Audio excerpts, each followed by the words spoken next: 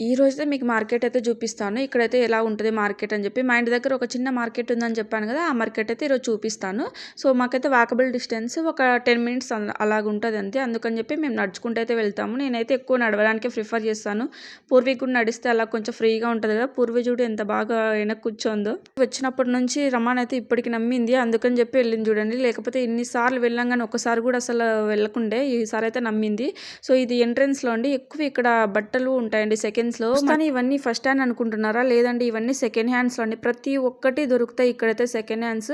బట్టల నుంచి చెప్పుల వరకు ప్రతి ఒక్కటి. చూస్తానే నేను కూడా నమ్మలేదు. బట్టలు కూడా సెకండ్ హ్యాండ్ ఉంటాయి అనుకున్నాను. కానీ బాగా అబ్జర్వ్ చేస్తే అవైతే సెకండ్ హ్యాండ్. నేను కూడా ఫస్ట్ అలాగే అనుకున్నాను. ఫస్ట్ హ్యాండ్ వీడియోలో అయితే క్లారిటీగా అయితే చూపిస్తాను ఎలా ఉంటాయి అని చెప్పి. చాలా క్రౌడ్‌గా ఉంటుండే. అందుకని చెప్పి నేను కొంచెమే వీడియోస్ తీసాను. ఇక్కడ మనకి ఏమేం కావాలో వెజిటబుల్స్ ఏమేమి దొరుకుతాయి అవైతే తీసుకుంటాను.